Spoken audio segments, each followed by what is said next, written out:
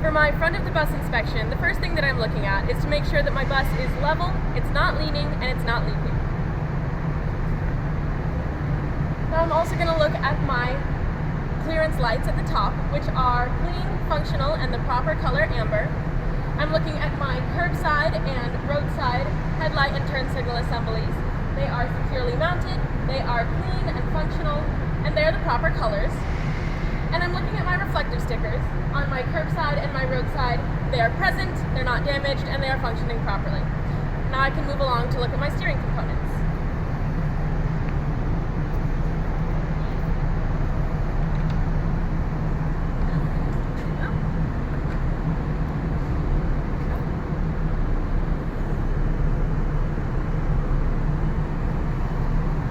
In this compartment I can find my power steering gearbox. It is securely mounted, it is not cracked, bent, or broken, and there's no leaks.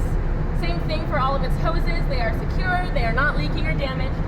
And I find no missing nuts, bolts, or cotter keys. Now I can't find all of the rest of my steering components from here, but if I could, I would check my steering arms, links, and tie rods to make sure that they were all secure, no signs of excessive wear or looseness or other damage. I'll move along to my front axle area. The first thing I'm checking is my tread depth. It needs to be at least 4/32 of an inch, and I can check that with a tire tread depth gauge as well if the evaluator would like. This front tire has not been recapped or re-grooved, which is appropriate because it is a front tire. That's only allowed for rear tires. Looking at the tire itself as well, I find no serious abrasions, bulges, or cuts, and no cords showing. Here I find my valve stem, which is present, it is secure and undamaged, and it has its cap. That leads me to talk about the inflation of this tire.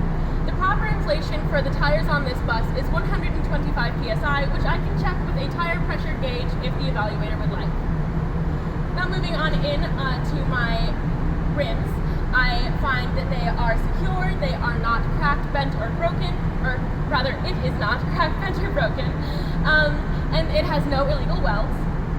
I find all of my 10 lug nuts, they're all present, they are not cracked or damaged, and I find no signs of looseness such as rust trails or shiny threads. Then moving on into the center, I have my front hub assembly.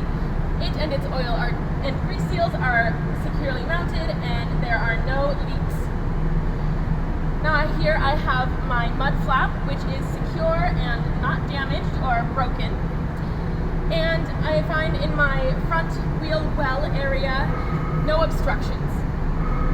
Now I'll also talk about the suspension on this bus. This bus does not have any springs, shackles, or U-bolts. Rather, it has airbag suspension. And in the back of this wheel well area, I can find one of my front airbags. It and its air lines are all securely mounted. I see no abrasions, bulges, or cuts, and no leaks. Off to the side of it, I also have my shock absorber, which is securely mounted, not cracked, bent, or broken, and not leaking. Before I move along from this area, I will talk about my brakes. I can't see them right now, but if I were to inspect them, I would look for a few things. First, I would take a look at the slack adjusters and the push rods. However, this bus has disc brakes. They're self-adjusting, so it does not have slack adjusters. If it did, I would check to make sure that they would be securely mounted, no signs of excessive wear or other damage, and that when pulled by hand, the push rod would not move more than 1 inch. The other component of the brakes that I would look at would be the brake chamber, which would need to be securely mounted, not cracked, bent, or broken, and not leaking. My brake caliper, which would need to be securely mounted, not cracked, bent, or broken, and not leaking. My brake pads, which would need to be securely mounted, have at least 1/4 of an inch of brake pad material, not be broken, and be free of contaminants such as oil and grease. And my brake rotor, which would need to be securely mounted, no signs of excessive wear, and be free of contaminants such as oil and grease. Now I can move along to my engine compartment. Well, here we are at the rear of the bus. The rear of the bus is considered the front of the bus for test purposes because our engine is in the rear. The first thing we need to do is open up the hatch.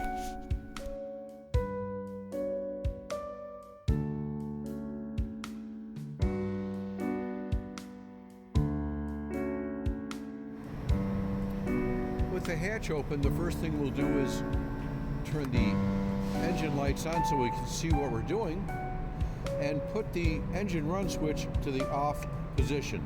This will prevent the engine from being started while we're back here.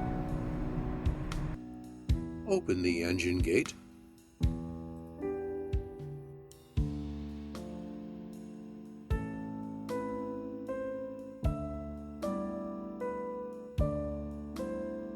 The power steering fluid reservoir is securely mounted, unbroken, and not leaking. The fluid in the reservoir is within safe operating range according to the sight glass. There is no dipstick.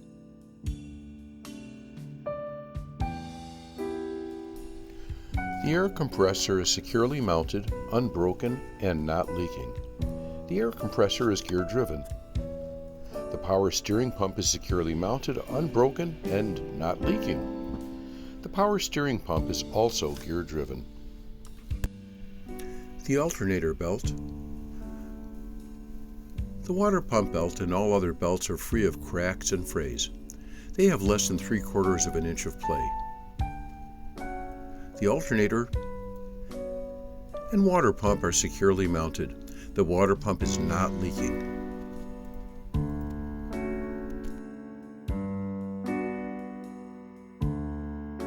This is the oil dipstick. If you like, we can check the oil level to make sure that it's within a safe operating range. The coolant reservoir is securely mounted, unbroken, and not leaking. The coolant is at a safe operating level according to the sight glass. All the hoses are securely mounted, unbroken, and not leaking. There are no leaking components.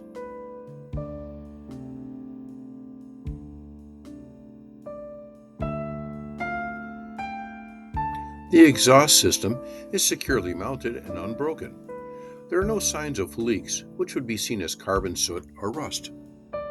The exhaust stack is securely mounted and unobstructed.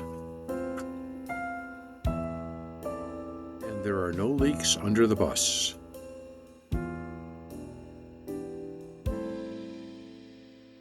Looking along the side here, I have my front and rear door. They look good, and I am going to inspect those further when I get to my passenger-related items.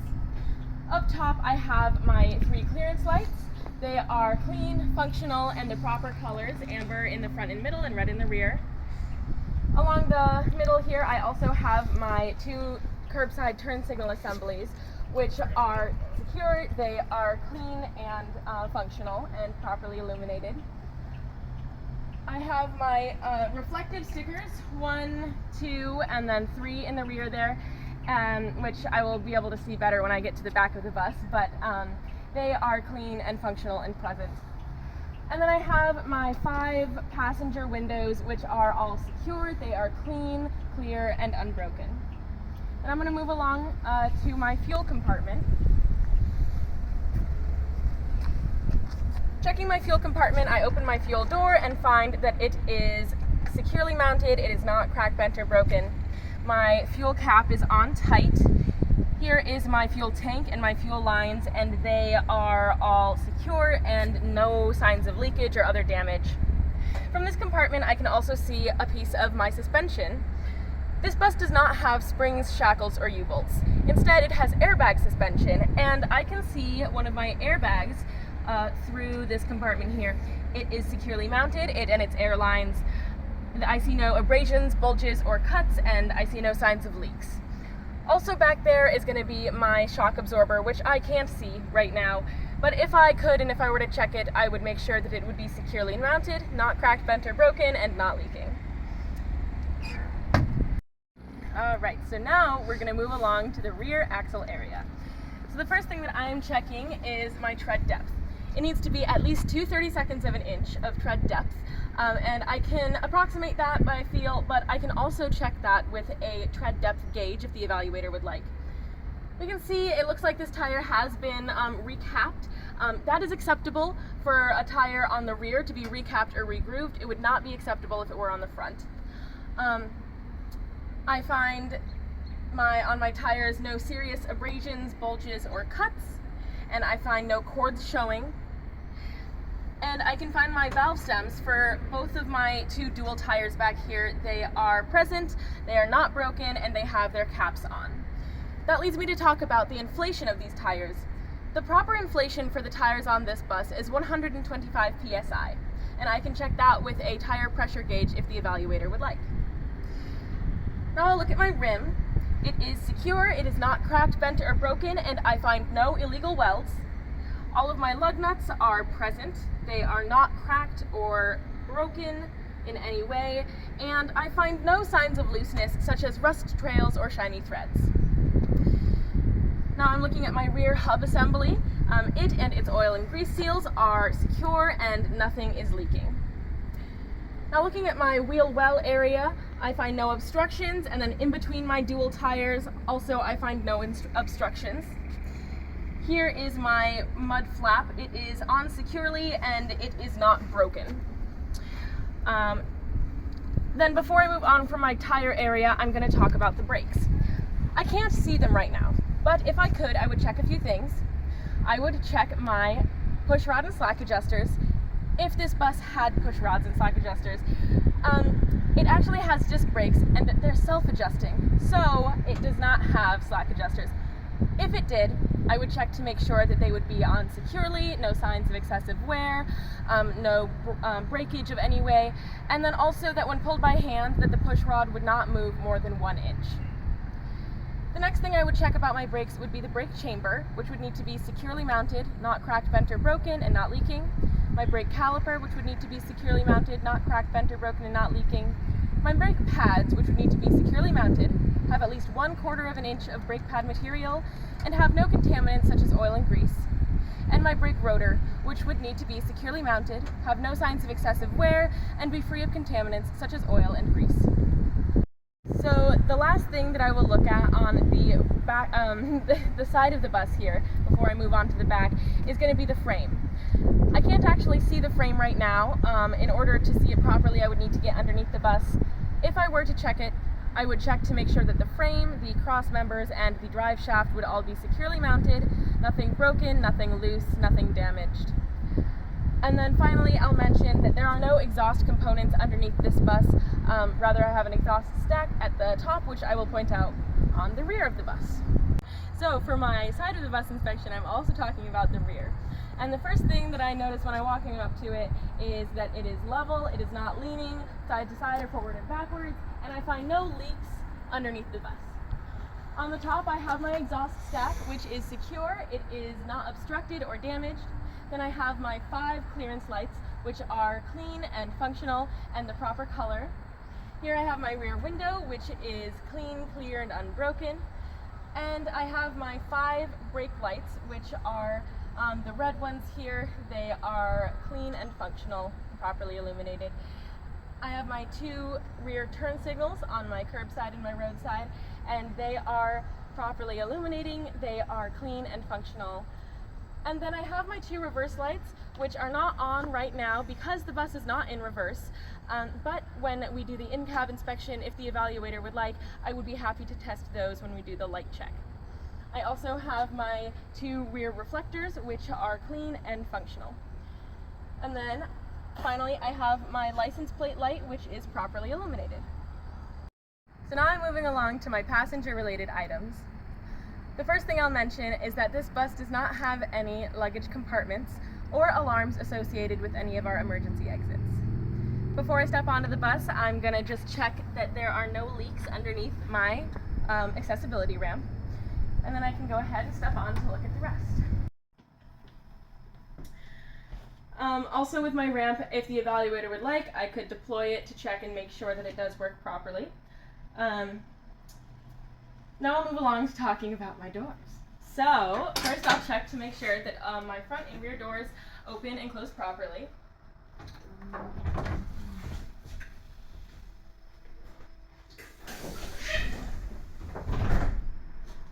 Which they do.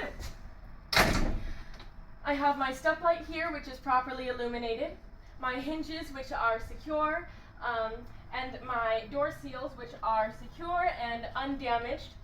My door windows are secure. They are clean, clear, and unbroken. The handles are securely mounted and undamaged. My entryway here is clean. It is got no obstructions, and there's no loose tread. Now I'll look at my aisle, which is clean and clear. As I'm walking through, I'm checking my seats, that they are all securely mounted and unbroken. And then I will move along to my rear door. I'll check similar things here, the same things really. Then the examiner steps up and says, "Excuse me, but is the rear door the same as the front?" Yes, except the rear door does not have an accessibility ramp. All right, then let's move on, they may say. Sounds good. All right, then the next thing that I'll mention is my 3 passenger mirrors. I have one right here, and then 2 that I could see in the front there, and they are all securely mounted, and the glass is clean, clear, and unbroken.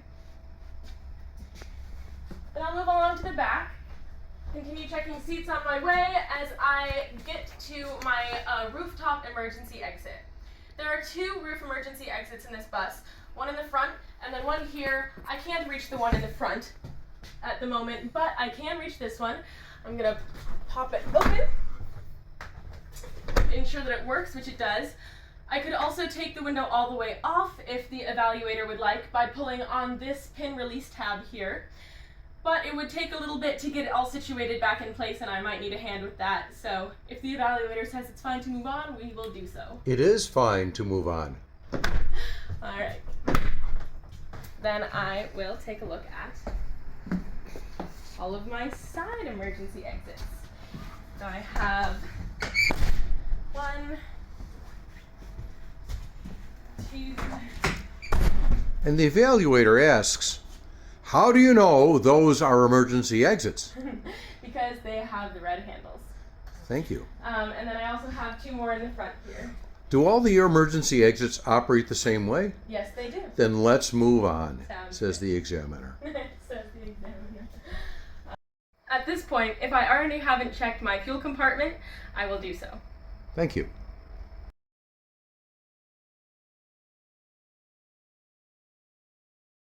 So now I'll move along to my in-cab inspection.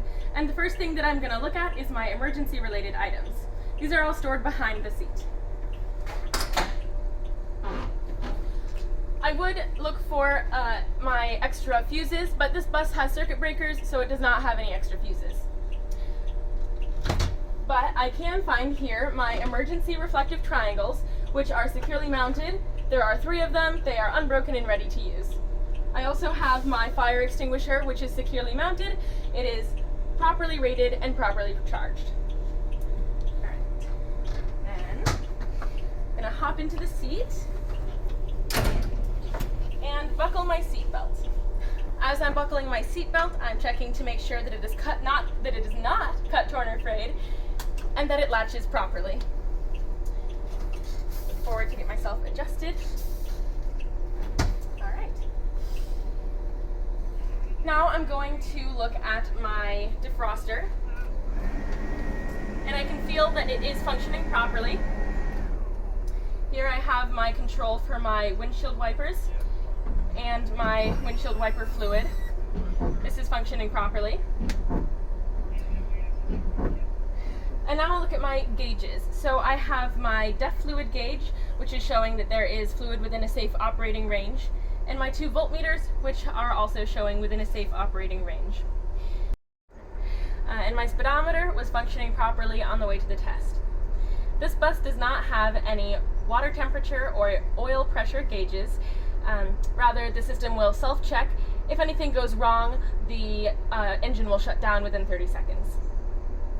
Now I'm checking my indicators. So I have my right turn signal indicator, my left turn signal indicator, my high beam indicator, and my 4-ways indicators. They're all functioning properly. My steering wheel is secure. It does not have more than 10 degrees of play, which would be 2 inches on a 20-inch wheel. And my horn is functioning properly. I'm also looking at all of my glass. So I have my roadside and curbside front glass. I have my 2 windshield panels, and then I have my roadside and curbside mirror assemblies. All of this glass is clean, clear, and unbroken, and free of illegal stickers.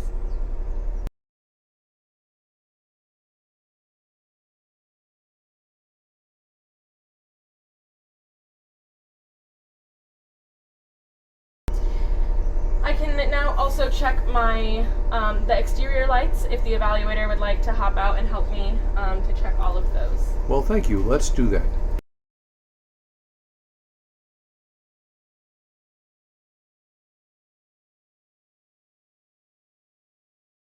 Now I'm going to hop out and chalk my wheels for the upcoming brake test.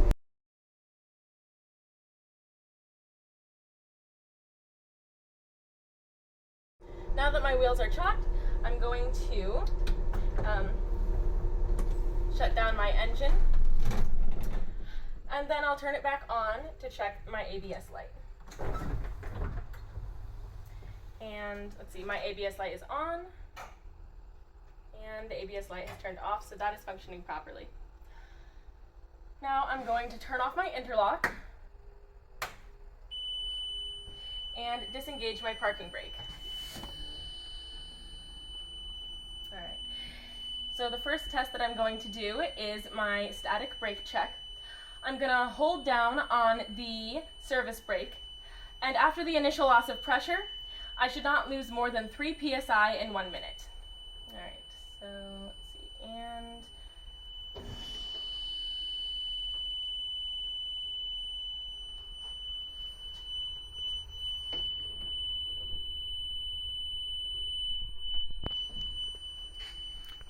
Through the miracle of modern medicine, it's actually been 1 full minute. wow, okay. Alright, and this test is functioning properly. The next test that I'm going to do is my low air pressure indicators. So I'm going to fan down on the service brake, and between 65 and 75 psi, I should have some lights that will pop on below my air pressure gauges that will tell me that there's low air.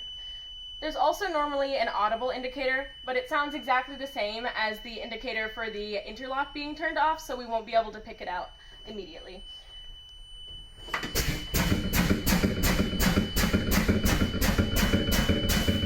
My rear low air pressure indicator light has come on. And now my front air pressure indicator light has come on. Those both popped on within good ranges, so that test is functioning properly. And now the next thing that I'm going to do is check my emergency brake. I'm going to continue fanning down on the brake, and between 25 and 40 psi, my spring brake should pop.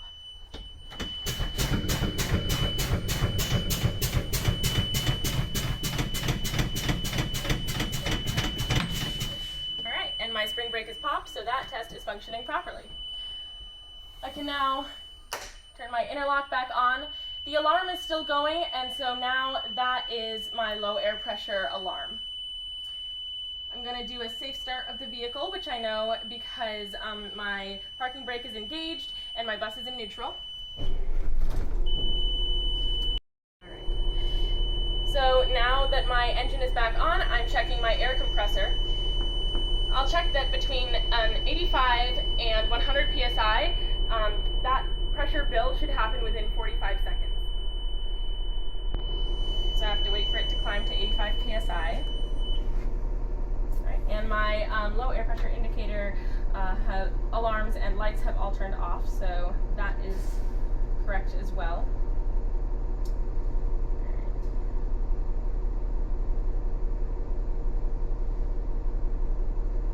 Alright, so my air pressure is now hit 85, so I'm going to count using my watch to make sure that it takes less than 45 seconds for the air pressure to climb to 100 psi.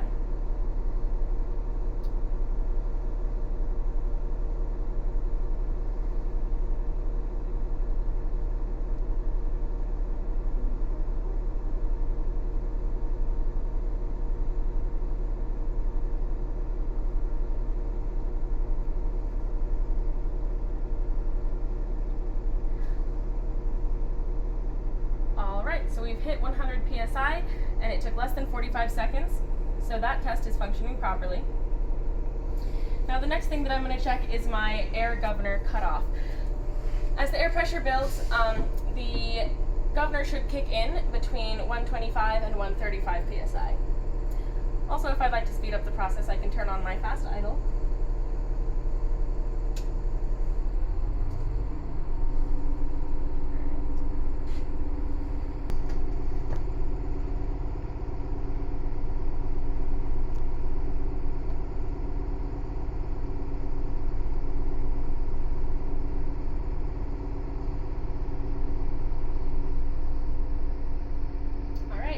So my needles are resting at just over 125 psi.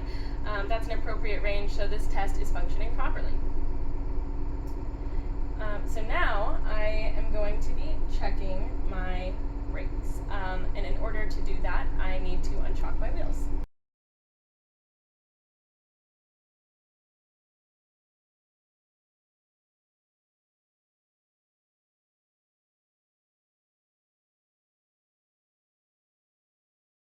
Alright, so now I'm going to be actually checking my brakes. The first one I'm going to do is my tug test on my spring brake, my emergency brake, my parking brake, whichever name you want to call it. For that, I'm going to need to disengage my interlock once again so that I can get into gear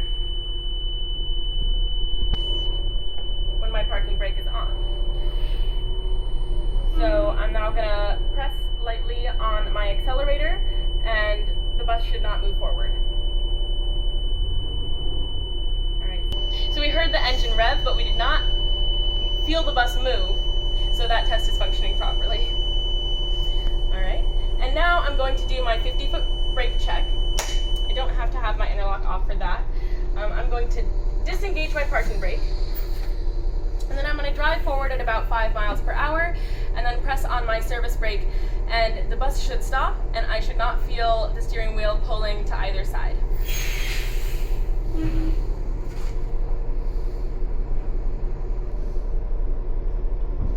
All right, so that test is functioning properly.